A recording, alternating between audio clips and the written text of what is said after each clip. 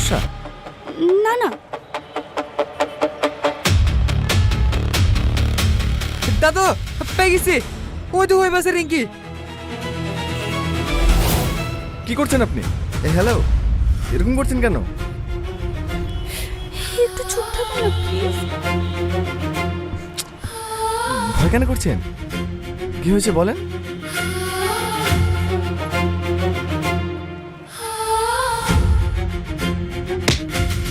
কোথায় পালাবি? তুই আমাকে চিনিস নি। 7 ফুট মাটির তলে থাকলেও খুঁজে বার করবো। চট যাবো না আমি। যদি ছেলে করি বাজক, আমি ওই ছেলেকে বিয়ে করবো না। ছাড়ো আমাকে।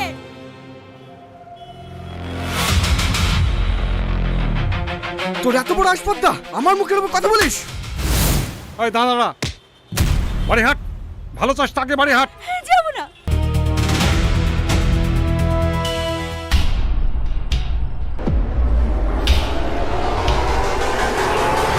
স্যার,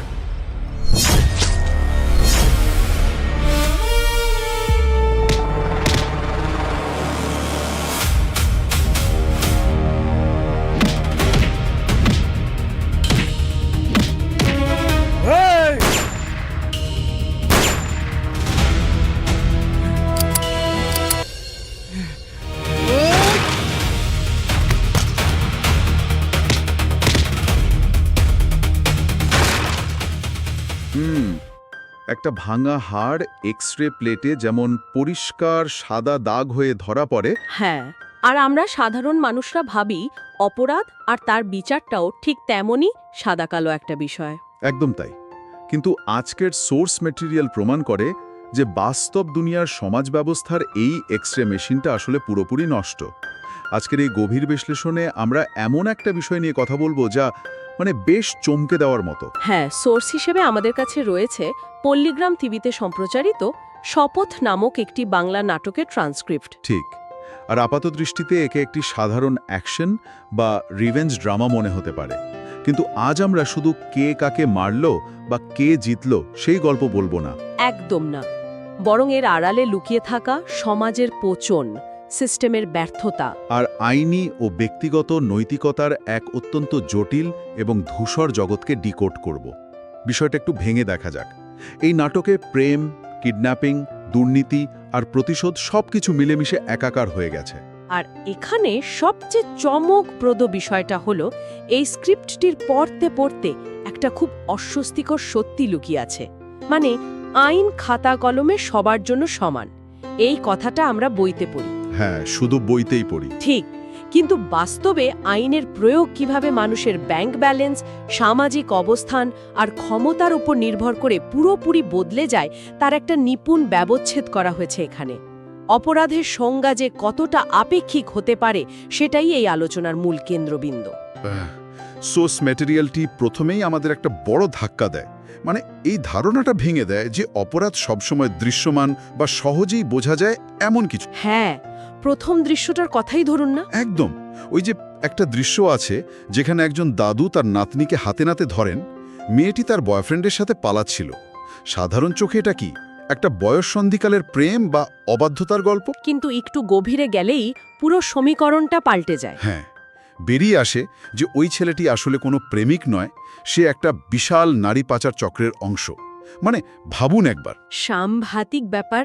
মেয়েটি যখন বুঝতে পারে যে তাকে জোর করে নিয়ে যাওয়া হচ্ছে, তখন পুলিশ এসে জানায় যে এর সাথে 363 ধারা কিডন্যাপিং, শিশুদের ওপর যৌন নির্যাতন প্রতিরোধের কড়া আইন বা পক্সো, হ্যাঁ পক্সো, এমনকি 307 ধারা বা হত্যার চেষ্টার মতো বিষয়গুলো জড়িয়ে আছে। এখানে অপরাধটা কিন্তু একটা ভালোবাসার মুখোশ পড়েছিল। বিষয়টা অনেকটা একটা সুতো ধরে টান দেওয়ার মতো। একটা সাধারণ প্রেমের গল্প মনে হলেও ভেতর থেকে বেরিয়ে আসে এক বিশাল নারী পাচার চক্র। ওই মুখোশটাই তো অপরাধীদের সবচেয়ে বড় হাতিয়ার। ঠিক বলেছেন। সংঘবদ্ধ অপরাধ বা অর্গানাইজড ক্রাইম ঠিক এভাবেই কাজ করে। তারা বয়ঃসন্ধিকালের স্বাভাবিক আবেগ, একাকিত্ব বা রোম্যান্টিক ফ্যান্টাসিকে টার্গেট করে। এটা কোনো হটকারী সিদ্ধান্ত নয়, রীতিমতো কর্পোরেট স্টাইলে। একদম অত্যন্ত সুপরিকল্পিত, ঠান্ডা মাথার এবং পুরোদস্তুর কর্পোরেট স্টাইলের একটা ব্যবসা। এই পাচার চক্রের সদস্যরা ইমোশনকে স্রেফ একটা ইনভেস্টমেন্ট হিসেবে দেখে। ও বাপরে। এই ধরনের অপরাধের মূলে থাকে নিরেট লোভ এবং অন্য মানুষকে পণ্য হিসেবে দেখার এক ভয়ঙ্কর মানসিকতা। কিন্তু এখানেই ট্রান্সক্রিপ্টটা অপরাধের একদম অন্য একটা দিকের সাথে আমাদের পরিচয় করিয়ে দেয়। মানে এরপরে তো আমরা একদম অন্য রকম একটা অপরাধীদের দল দেখতে পাই, তাই না? হ্যাঁ, ওই ঠান্ডা মাথার পাচারকারীদের ঠিক উল্টো দিকে আমরা দেখি এমন একদল মানুষকে যারা এটিএম জালিয়াতির মতো ছোটখাটো অপরাধ করে। তাদের লক্ষ্য থাকে একটা 15 Pro Max ফোন বা ধরুন 50,000 টাকা। কিন্তু এদেরকে যখন ধরা হয় তখন এই চক্রের মূল পরিকল্পনাকারী একজন নারীর বয়ান পুরো প্রেক্ষাপটটাকে উল্টে দেয়। হ্যাঁ, তার গল্পটা তো রীতিমতো গায়ে কাঁটা দেওয়ার মতো। তার স্বামী 2 বছর আগে লরি দুর্ঘটনায় মারা গেছেন, আর তার 8 বছরের ছেলের ব্রেন টিউমার। 1 মাসের মধ্যে অপারেশন না হলে ছেলেটি বাঁচবে না। সিরিয়াসলি, এই নারী তো পাচারকারীদের মতো লোভের বশবর্তী হয়ে অপরাধ জগতে আসেননি। না, আর এই জায়গাটায় সমাজবিজ্ঞানের একটা অত্যন্ত জটিল প্রশ্নের জন্ম দেয়। একজন মানুষ যখন অপরাধ করে তখন দায়ভারটা কার? শুধু কি সেই মানুষটির, নাকি সেই সমাজ ব্যবস্থারও যা তাকে দেওয়ালে পিঠ ঠেকিয়ে দিয়েছে? ওই নারীর কাছে তার সন্তানকে বাঁচানোর বৈধ কোনো উপায় আর অবশিষ্ট ছিল না। চিকিৎসা ব্যবস্থার বিশাল খরচ মেটানোর ক্ষমতা তার নেই। মানে সমাজ তাকে বাঁচার মৌলিক অধিকার থেকেই বঞ্চিত করেছে। ঠিক তাই। যখন রাষ্ট্র এবং সমাজ একজন নাগরিকের প্রতি তাদের প্রাথমিক দায়িত্ব বা সোশ্যাল কন্ট্রাক্ট পালন করতে ব্যর্থ হয়, তখন সেই নাগরিক কি সমাজে তৈরি করা আইন মানতে বাধ্য? ওই নারীর একটা ডায়লগ কিন্তু এই সোশ্যাল কন্ট্রাক্ট ভেঙে যাওয়ার ক্ষোভটাকেই সরাসরি তুলে ধরে। তিনি পুলিশকে বলছেন, যারা লাখ টাকার চেয়ারে বসে কোটি কোটি টাকা চুরি করে তাদের কোনো বিচার হয় না, আর যত শাস্তি সব এসে পড়ে গরিবদের ঘাড়ে। একদম। এটা শুধু একটা ডায়লগ নয়, এটা সিস্টেমের প্রতি চরম অনাস্থার প্রকাশ। কিন্তু এই জায়গাতেই আমার একটা প্রশ্ন জাগে, মানে পরিস্থিতি যতই চরম হোক না কেন, এই সার্ভাইভাল ক্রাইম বা বেঁচে থাকার তাগিদে করা অপরাধকে কি আমরা শেষ পর্যন্ত জাস্টিফাই করতে পারি? খুব ভালো একটা পয়েন্ট। যদি এই নৈতিকতা ধূসর জায়গাটাকে মেনে নিই, তাহলে তো আইনের আর কোনো অস্তিত্বই থাকে না, তাই না? ঠিক। আর এই দ্বন্দ্বটাই তো গল্পের মূল চরিত্র, মানে পুলিশ অফিসার জয় হাজরার মাধ্যমে সবচেয়ে বেশি ফুটে ওঠে। সে তো নিজেই একজন আইন রক্ষক হয়ে আইনকে বুড়ো আঙুল দেখাচ্ছে। তাহলে এই সব কিছুর আসল অর্থ কি দাঁড়াচ্ছে? জয় হাজরার চরিত্রটা হলো এই পুরো পচে যাওয়া সিস্টেমের একটা সরাসরি প্রতিক্রিয়া। সে রাষ্ট্রের প্রতিনিধি, তার গায়ে পুলিশের ইউনিফর্ম, কিন্তু তার আসল উদ্দেশ্য আইন রক্ষা করা নয়। একদম। তার ব্যাকস্টোরিটা যদি দেখি, সে লালবাজারের মতো হেডকোয়ার্টার থেকে ইচ্ছে করে ট্রান্সফার নিয়ে মির্জাপুর থানায় এসেছে। এই ভৌগোলিক বা পদমর্যাদার পরিবর্তনটা কিন্তু খুব ইম্পর্ট্যান্ট। হ্যাঁ, সে ক্ষমতার কেন্দ্রবিন্দু থেকে সরে একদম তৃণমূল স্তরে এসেছে। কারণ ওই মির্জাপুর এলাকাতেই তার ভাইকে খুন করা হয়েছিল। সে এখানে ডিউটি করতে আসেনি, সে এসেছে তার ভাইয়ের খুনের বদলা নিতে। তার মুখের কথা, ভাইয়ের গা থেকে ঝরা রক্তের প্রতিটা ফোঁটার হিসেবে আমি নেব। সে রীতিমতো এনকাউন্টার করে অপরাধীদের মেরে ফেলার হুমকি দেয়। সে তো আইনের পোশাক পরা একজন ভিজিল্যান্ট বা অ্যান্টি হিরো। সে কি আসলেই কোনো হিরো? যদি আমরা বিষয়টাকে একটা বৃহত্তর প্রেক্ষাপটে দেখি, এই অ্যান্টি হিরো বা ভিজিল্যান্ট চরিত্রগুলোর মনস্তাত্ত্বিক আবেদন কিন্তু বিশাল। যখন প্রাতিষ্ঠানিক বিচার ব্যবস্থা ধীরগতির হয়, দুর্নীতিতে আটকে থাকে, তখন সাধারণ মানুষ চরম হতাশায় ভোগে। হ্যাঁ, তারা কোর্টের তারিখ আর আইনি মারপ্যাচ দেখতে দেখতে ক্লান্ত হয়ে পড়ে। তখন তাদের অবচেতন মন এমন একজন উদ্ধারকারীকে খোঁজে যে ফাইলের পরোয়া করবে না, সরাসরি অপরাধীর কলার চেপে ধরবে। জয় হাজরা সেই ফ্রাস্ট্রেশনেরই একটা কাল্পনিক প্রতিষেধক। দারুণ বলেছেন। তার ইউনিফর্মটা তাকে একটা আইনি বৈধতা দেয় ঠিকই, কিন্তু তার কাজগুলো পরিচালিত হয় তার ব্যক্তিগত ক্ষোভ থেকে। এই বৈপরীত্যটাই এই চরিত্রের সবচেয়ে শক্তিশালী দিক। যে লোকটা আইনের পরোয়া না করে সন্দেহভাজনদের এনকাউন্টার করার কথা বলছে, সেই আবার ওই ব্রেন টিউমারে আক্রান্ত ছেলের অসহায় মাকে নিজের গাড়িতে করে হাসপাতালে নিয়ে যাচ্ছে এবং চিকিৎসার ব্যবস্থাও করছে। হ্যাঁ, এই কারণেই ওই নারী জয়কে ফেরেশতা বা দেবদূত বলে আখ্যা নেন। কারণ রাষ্ট্র যা দিতে পারেনি, চিকিৎসা এবং সুরক্ষা, জয় ব্যক্তিগত উদ্যোগে সেটাই দিয়েছে। কিন্তু এই ফেরেশতা হয়ে ওঠার প্রক্রিয়াটা কি সাংঘাতিক বিপজ্জনক নয়? ঠিক, কারণ যে পুলিশ অফিসার আজ নিজের বিবেকের জোরে ভালো কাজ করছে সে তো কাল নিজের ব্যক্তিগত আক্রোশ মেটাতে ক্ষমতার অপব্যবহারও করতে পারে। এটা একটা অত্যন্ত প্রাসঙ্গিক উদ্বেগ। ব্যক্তিগত নৈতিকতার ওপর ভিত্তি করে কখনো একটা দেশের বিচার ব্যবস্থা চলতে পারে না। না, একদমই না। একজন ব্যক্তির মুড বা মেজাজের ওপর যদি ন্যায় বিচার নির্ভর করে তবে সেটা আইনের শাসন নয়, সেটা হলো একনায়কতন্ত্র। ঠিক।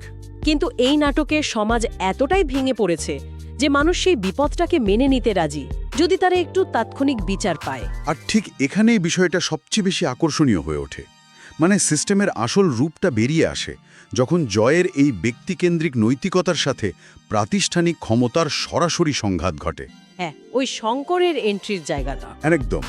শঙ্কর নামের এক এমএলএ বা এমপি পর্যায়ের প্রভাবশালী ব্যক্তির ৫,৩২০ বোতল ফেন্সিডিল জয় উদ্ধার করে। এই শঙ্কর চরিত্রটি হল সিস্টেমের ভেতরে থাকা পচনের একটা জীবন্ত রূপ। শঙ্কর যখন থানায় আসে তার মধ্যে কোনো ভয় বা অনুশোচনার লেশমাত্র নেই।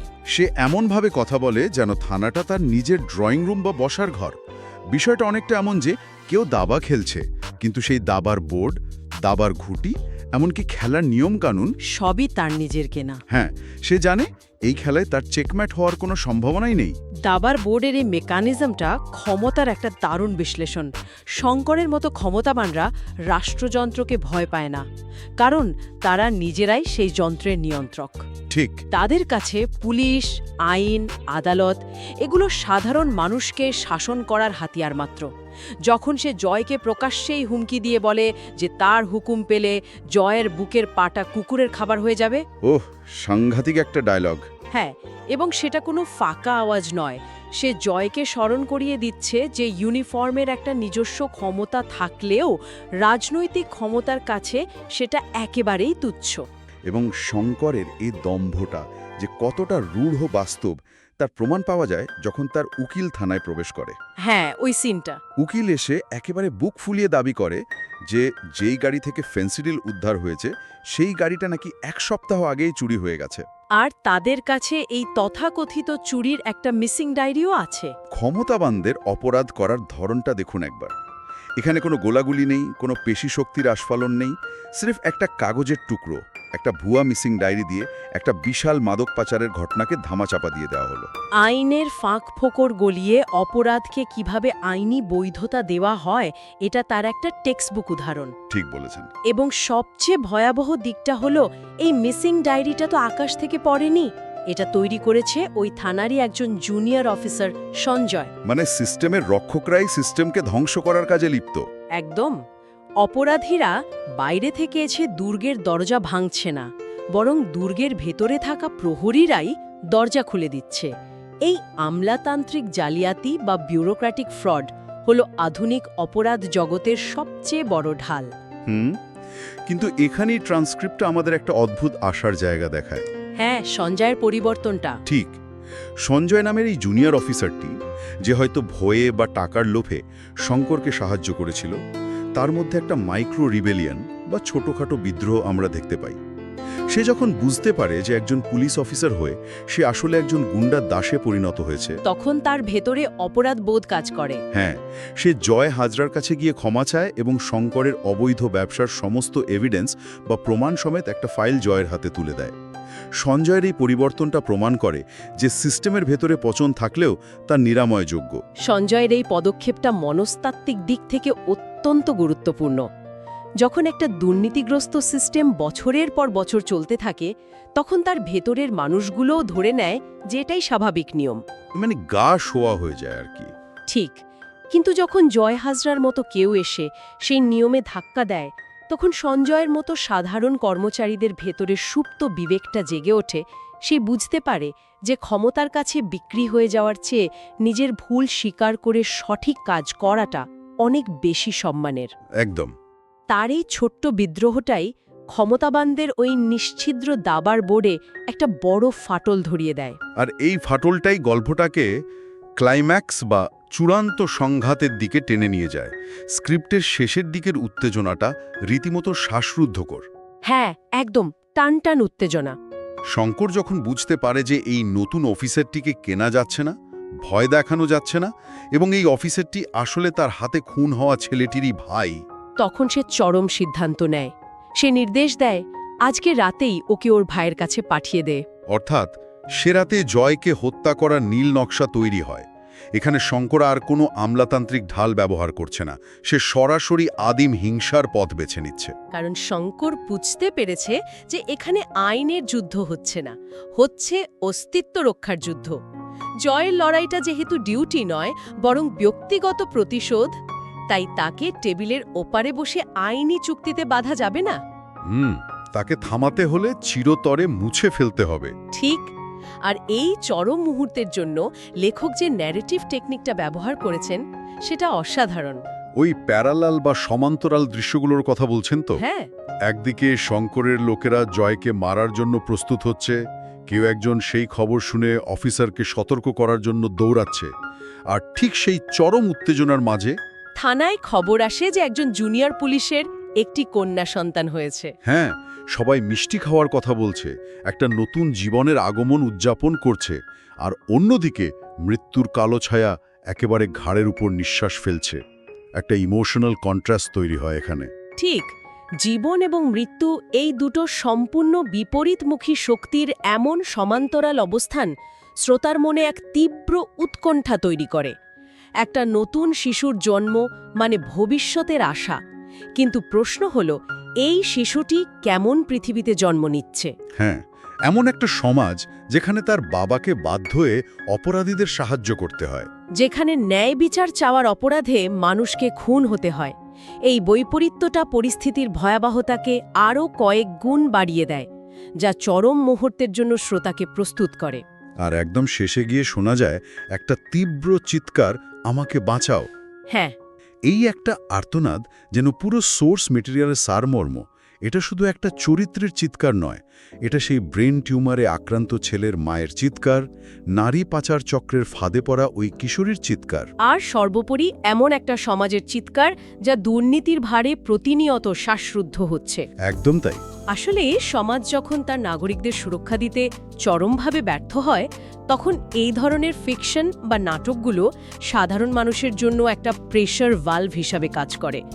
মানুষ যখন বাস্তবে বিচার পায় না, তখন তারা অন্তত কাল্পনিক জগতে দেখতে চায় যে কেউ একজন এসে এই শঙ্করদের মতো ক্ষমতাবানদের কলার চেপে ধরছে, তাদের অহংকার ভেঙে গুড়িয়ে দিচ্ছে।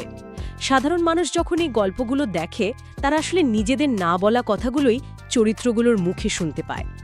সোর্স মেটেরিয়ালটির গভীর বিশ্লেষণ থেকে আমরা দেখলাম যে এটি কেবল কিছু অপরাধ আর প্রতিশোধের কাহিনী বা বিনোদন নয়, এটি আমাদের প্রতিদিনের জীবনের হতাশা, দুর্নীতিগ্রস্ত সিস্টেমের প্রতি ক্ষোভ এবং ন্যায় বিচারের আকাঙ্ক্ষার একটি প্রতিচ্ছবি। ঠিক, আমাদের চারপাশের অকেরেজ সিস্টেম, ক্ষমতার দম্ভ এবং সাধারণ মানুষের বেঁচে থাকার মরিয়া লড়াইয়ের একটা আয়না হলো এই নাটক।